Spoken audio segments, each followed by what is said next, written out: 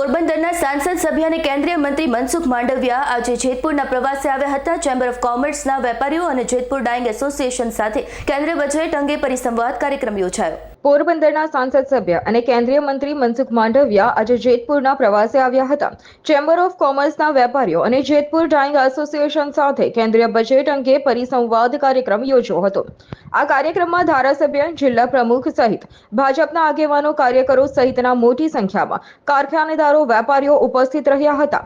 સાથે જ મનસુખ માંડવિયાએ નિવેદન આપતા જણાવ્યું હતું કે યુવા અને રોજગારલક્ષી બજેટ દ્વારા આગામી 4 વર્ષમાં 2 લાખ કરોડ રૂપિયાના ખર્ચે 4 કરોડ રોજગાર નિર્માણ કરવાનું પ્લાનિંગ કરી રહ્યા છે।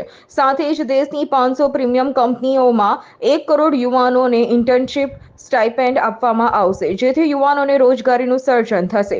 સાથે જ દેશમાં ગતિથી હાઈવેનું નિર્માણ થઈ રહ્યું છે।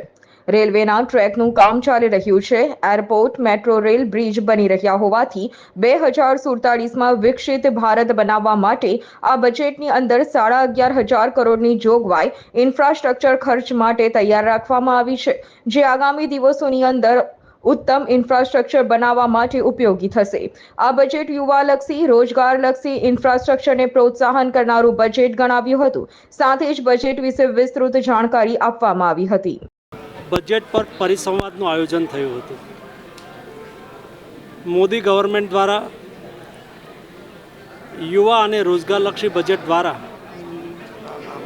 આગામી 4 વર્ષની અંદર 2 લાખ કરોડ રૂપિયાના ખર્ચ સાથે 4 કરોડ રોજગાર નિર્માણ કરવાનું પ્લાનિંગ થયું છે।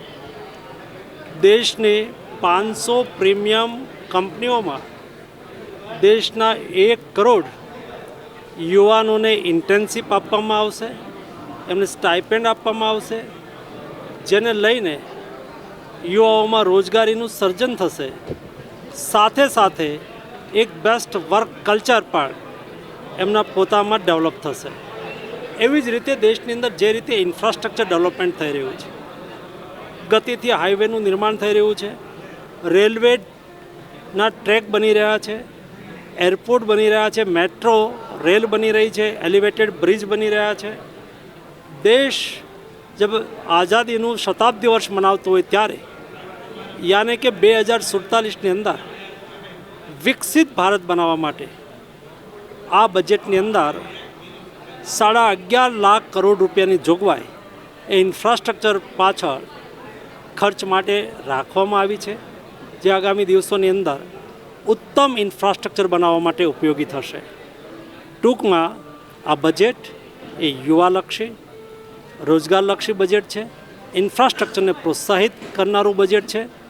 સંવાદ દરમિયાન વિસ્તૃત રીતે વેપારી, મહાજન, ઇન્ડસ્ટ્રીયાલિસ્ટ સૌના વચ્ચે આ વિષય રાખવામાં આવ્યો છે।